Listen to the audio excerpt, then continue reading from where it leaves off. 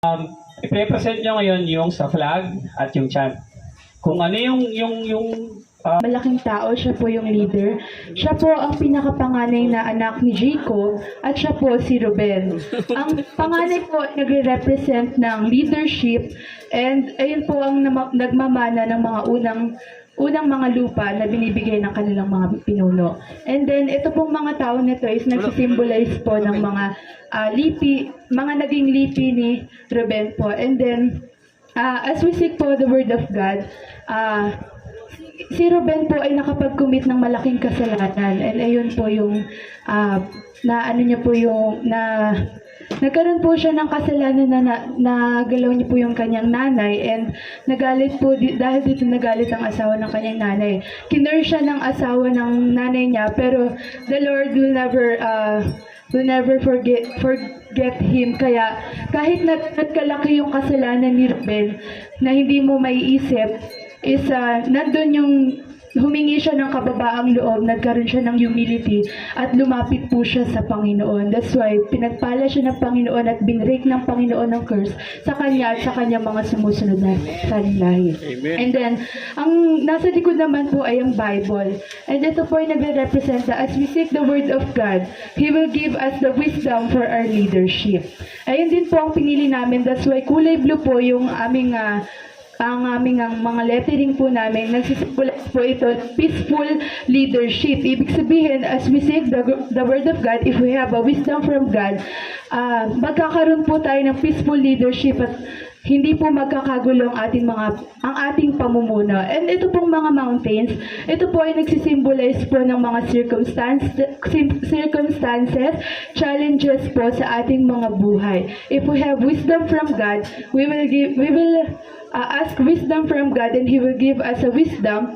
And kapag po tayo ay humility, hindi po tayo makakarating sa tuktok ng bundok kung tayo po ay nagmamataas. Ibababa po tayo ng Diyos. That's why, kapag meron po tayong karunungan ng Diyos, bibigyan niya tayo ng humingi tayo ng karunungan sa Diyos, nagpakumbaba, katulad ng ginawa ni Ruben, at we seek humility nga po, itataas tayo ng Diyos kahit na sa tingin natin wala nang solusyon para akitin ang tuktok ng bundok.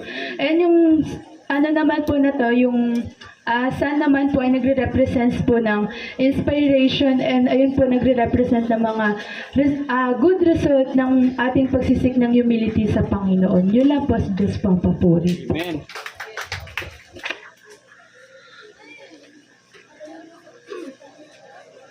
One, two, three, go!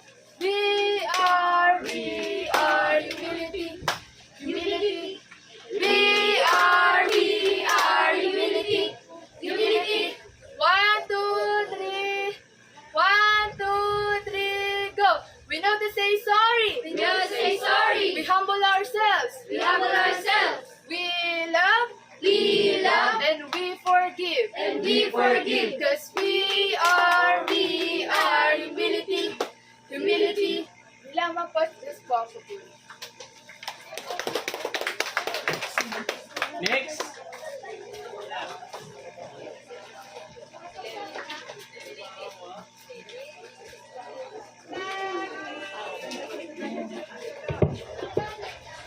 Yan isang pinagpalang tanghali po sa bawat isa. Kami po ang tribe of Levi. Ito po ang aming flag. Spiritual appetite po. Bisaya po sa boss. Ang aming tribe po ay si Levi. Bali po ang background niya is anak po siya ni Jacob kay Leah. Siya po ay pangatlo sa at pangatlo po siya sa anak ni Leah. Ikinunik po namin siya sa aming topic na spiritual appetite. Nilagyan po namin ito ng verse sa Matthew 5, chapter 3. Mapalad ang mga taong inaaming nagkulang sila sa Diyos dahil kabilang sila sa kaharian ng Diyos. Ayun nga po tungkol po sa aming spiritual appetite. Lahat naman po is nagkukulang sa Panginoon, na inaamin na nagkulang sa Panginoon. Mapalad po ang taong inaamin na nagkulang sila sa Panginoon, kasi hindi po lahat is, hindi naman po, madalas po sa mga kabataan is hindi po lahat devotion palagi. Kasi po, ang tanging sagot po sa aming spiritual na pangpagana is ang salita po ng Diyos. Na kung wala pong wala pong salita ng Diyos at wala pong pananalangin, hindi po namin maakyat yung buhay spiritual namin kung hindi po namin pangahawakan ng salita ng Diyos. Kagaya nga po sa mountain climbing, ang bundok po ay nagsisimbolo ng pagsubok na kung hindi po babase sa salita ng Diyos at kung hindi po magninilay-nilay, walang quiet time o walang devotion, mahihirapan po kaming mga kabataan na pagdaanan lahat ng mga pagsubok na nararanasan or hindi namin makukuha or hindi kami magsasucess sa buhay kung hindi po kami babase sa salita ng Diyos. Kagaya po ni Levi, isa po siyang tagapagbantay po siya ng toldang tipanan at yung toldang tipanan po na nandun po yung salita ng Diyos na sila po yung tagapagbantay doon yung pinapahalagahan po nila yung salita ng Diyos kagaya po ng spiritual appetite. Dapat ganun din po na pahalagahan natin yung ating mga spiritual na pangpagana sa Panginoon, kundi wala pong ibang sagot sa ating mga spiritual na pangpagana kundi ang salita lamang po ng Diyos. Kaya po naglagay po kami ng Bible dito sa likod po ng Levi at ang cross po na nagsisimbolo ng ating Panginoon, dahil ang tanging sagot po sa spiritual na pangpagana po ay ang salita ng Diyos at pananalangin.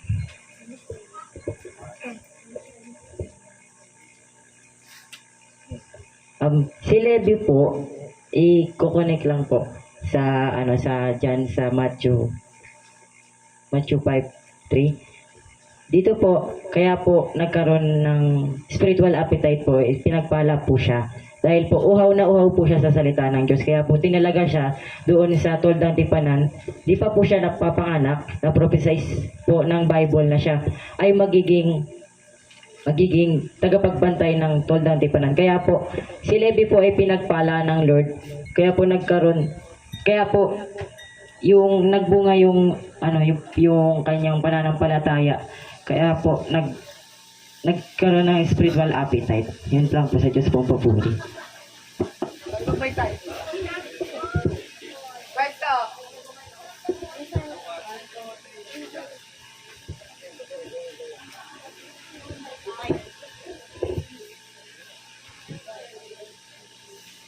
One, two, three, go! L-E-V-I, hunger to the word of God. L-E-V-I, hunger to the word of God. We have spiritual success. We have spiritual success. Spiritual appetite. Spiritual appetite. The key is The Word of God. and Prayers. Team Levi.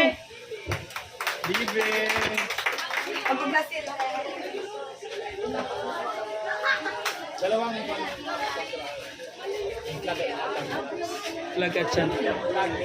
Praise. Lagat siya.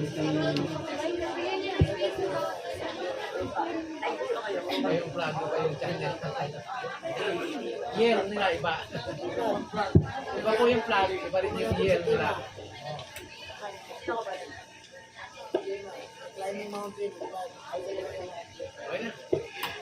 Isang mapagpalang umaga po sa bawat isa. Medyo okay po yung boses ko. Ayun po, kami po ay tribe ng Joseph po. And nakikita po natin sa flag na si Joseph po ito. Opo, penitence and mourn po. Nakikita po natin si Joseph na, di ba, kilala po si Joseph bilang Joseph the Dreamer. So, ito po si Joseph na natutulog siya, pero yung napanaginipan niya, ito pong nangyayaring camp ngayon, youth camp ngayon. And sa amin po is penitence and mourn. Dahil nga po, di ba, yung penitence and mourn nga po, di ba, sa kabila ng mga pagsubok na naranasan ni Joseph sa kapatid niya, dun sa nakulong siya, sa kabila ng mga nangyari sa kanya, pero nagpatuloy pa rin si Joseph na naging mabuti siyang tao, kahit na kahit na matindi at grabe yung ginawa sa kanya ng mga kapatid niya. Pero ando po yung sacrifice si Joseph. Pero kahit na gano'n, hindi niya nagawang nagalit sa kapatid niya. And gaya po ng pag-akyat sa bundok, diba? Nakikita po dito na pag-akyat sa bundok, hindi po madali. Sobrang di man po sobrang hirap po na umakyat sa bundok. Syempre, andun po yung pagod, andun yung paghihirap. Pero once na tayo po ay nagsakripisyo or ginawa natin yung best natin, di ba tayo po ay makakarating sa tuktok. At ganoon din po yung ginawa ni Joseph na doon yung benefits and more niya na na bagamat marami po siyang pagsubok na naranasan, still andun po yung andun yung kabutihan niya at andun yung paglago niya bilang isang isang kapatid at anak ni Jacob. At nandun nga po na bilang isang kabataan, hindi lang tinuturo sa atin yung pag-akyat sa bundok, tinuturo din sa atin yung attitude natin na magsakripisyo tayo, hindi lang basta mag-sacrifice hindi lang basta mag-sacrifice sa mga ibang bagay, kundi mag-sacrifice tayo sa paglago sa Panginoon at patunton kung ano nga ba ang gusto mong ipagawa sa atin ng Panginoon. Yun lang po. Si Diyos ang mabuhay.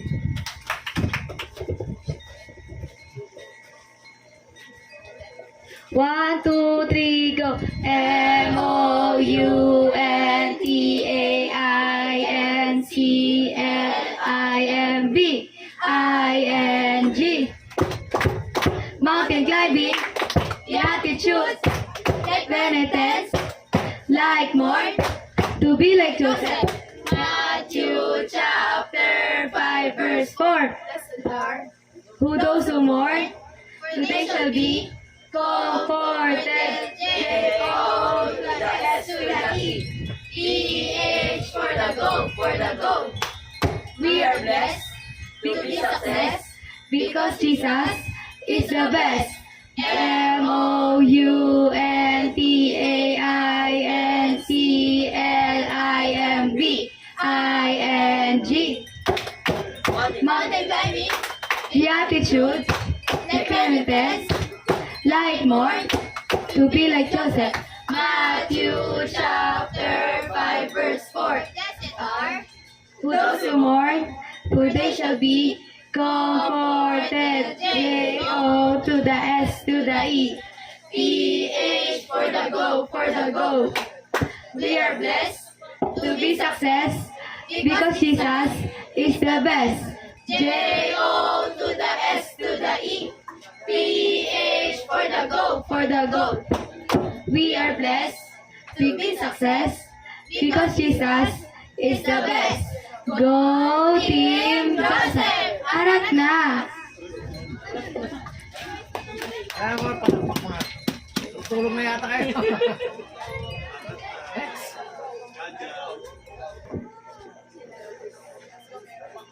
Isang mapagpalang umaga po sa bawat isa. Mercy po kaya. Ano yung sabi? Mercy po? Mercy po. Apo. Sige. Ito pong vlog po namin, kaya napili po namin to kasi si Judah po ay has a strong will po na sumunod kay Lord na kahit siya po ay nagawa ng kasalanan na parang naibenta po ang kanyang mga kapatid. Si Judah po ay napili ni God na utusan siya na ligtas ang kanyang kapatid na si Joseph at ang mga iba pang kasama na nagugutom. Mercy po. Bilang isang kabataan po, dapat magkaroon po tayo ng merciful and at good heart dahil ang pagkakaroon po ng merciful at good heart ay makikita at mababasa po natin sa salita ng Diyos. Dahil tunay nga po na sa ating Panginoon nagmula ang lahat, siya ay nahabag at nagbigay at binigyan tayo ng merciful life upang ang pahayag na ipinakita sa atin sa pagsubok at napatuloy nating napagtatagumpayan nang dahil sa biyaya ng ating Panginoon at patuloy na pong papasok ang banal na spirito sa ating buhay, ang willingness at submission ay nagmula sa karunungan ng ating Panginoon. Hindi po tayo makakaakyat sa pinagkaloob ng ating Panginoon kung wala tayong merciful life kagaya po ni Judah. Kagaya po ni Judah. Ang pag-akyat sa bundok ay hindi po madali. Madaming pagdadaanan at madaming sakit at problema po. Pero kung may karunungan at may merciful po tayo na pinagkaloob ng Panginoon, ay makakamit po natin ang kanyang pinagkaloob. Yun lamang po.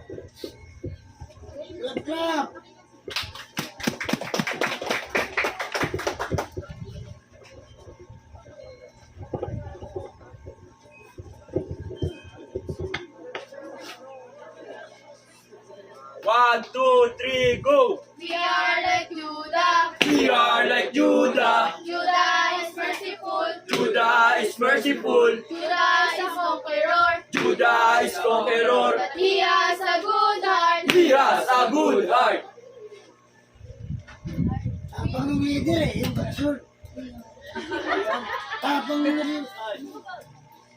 Oh, ano na? Tapos na? Okay na. Okay, thank you. Okay na.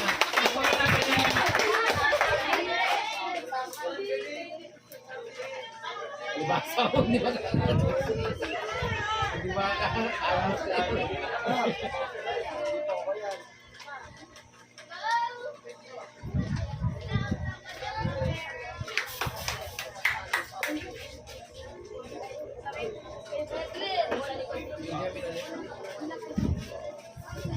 Si Benjamin. Benjamin ay protected. Purity and pure in heart. Pure in heart. Pure in heart. Purity. Isang mapagpalang umaga po sa bawat isa. Ang sa amin naman po ay si Benjamin po. Siya po ay merong mapagpakumbabang puso. Background po kay Benjamin na siya po ay anak ni Jacob kay Raquel at siya po ang paboritong anak ni Jacob po. Benjamin po. Bali, pure heart. Pure heart po. Bakit nga po ba siya yung pinakapaboritong minamahal ni Jacob? Bukod po sa siya ay bunsong anak, meron po kasi siyang dalisay at malinis na puso. Upang patuloy na lumalim tayo at matransform tayo at magkaroon ng pure heart, at magkaroon din po tayo ng mountain climb o spiritual success, kailangan magkaroon tayo ng humble heart, mapagpakumbabang puso. Katulad ng karakter ni Benjamin ay maya-apply natin sa ating sarili upang ma-improve natin ang relationship natin sa Panginoon. Sa atin pong tema na mountain climbing, ang salita ng Diyos ang magbibigay ng kalakasan. Kaya nga po may makikita po kayo dito ang malaking Bible at merong sign ng kalapate na nagsisimbolo po ng Holy Spirit. Nagbibigay ng kalakasan at nagbibigay gabay at liwanag sa paglakad sa buhay na nais ng Diyos para sa atin. At once na nagkaroon po tayo ng malinis na puso o heart purity, o mapagpakumbabang puso, nandun na ang transformation sa ating isip at sa ating buhay. Tayo'y protektado ng Panginoon kung tayo'y may malinis na puso. Yun lamang po sa Dispampat.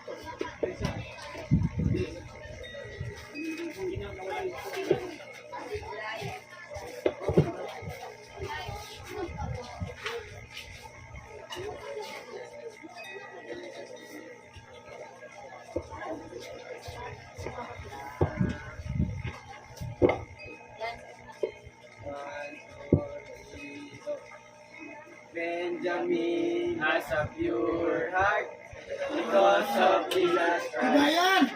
Benjamin has a pure heart because of Jesus Christ. Ang mapagpakumbabang puso ay tinataas ng Diyos. Taas ng Diyos. At Katulad ni Benjamin, may malinis na puso. Marami man ang pagsubok, kahit tulad man ng bundok, magtitiwala kay Jesus. Pila. 1, 2, 3, go! Rise of Benjamin. To God be all the glory.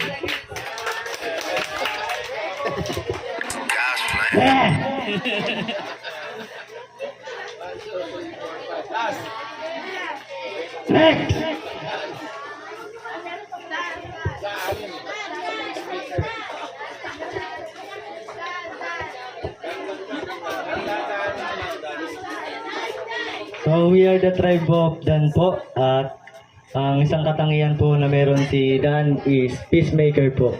Si Dan po ay panglimang anak po ni Jacob, at meron po siyang strong leadership na makikita po natin yung pagiging peacemaker niya, at dapat na makita sa atin lalo na kapag nakakaranas tayo ng struggles, ng through ups and downs, katulad nga po na pag-akyat natin sa mga bundok, di ba? Nakakaramdam po tayo ng kahirapan, ng mga trials kapag umaakyat tayo. Dapat ganun din po tayo, na dapat na maging yung ugali natin na pagkakaroon na merong kapayapaan, na imbis na tayo na yung nangunguna ng kaguluhan, dapat tayo yung manguna dun sa kapayapaan na maibigay natin para sa iba. At ito nga po na yung iba po na nakikita nyo po dyan is babahagi po ng aking assistant leader.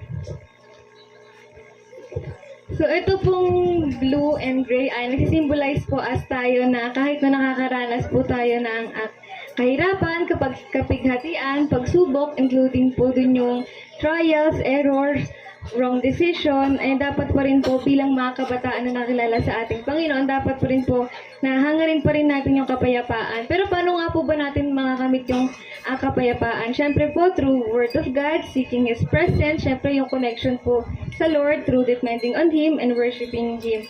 Knowing po na hindi tayo perfect, katulad ni Dan, pero katulad ni Dan, kayang-kaya rin nating maging isang ehemplo at instrumento ng kapayapaan. Dahil ako po ay naniniwala at nananampalataya na ang kapayapaang meron tayo ay bunga ng ating pagpapakumbaba, ang kapayapaang galing sa Diyos at kapayapaang pundasyon ng Diyos.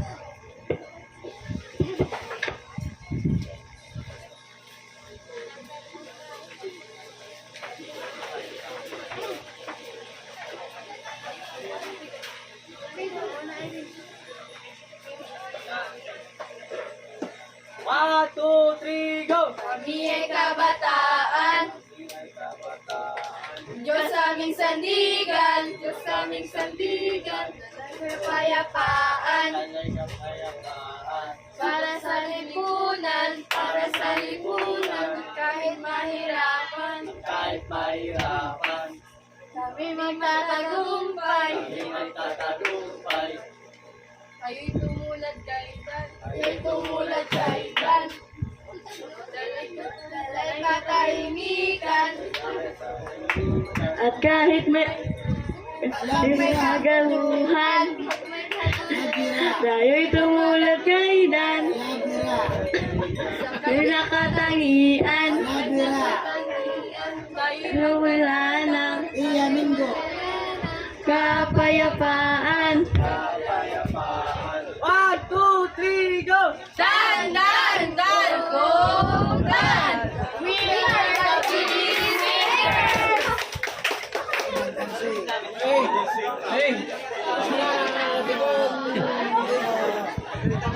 Ano po? Ayun, thank you sa bawat tribe. So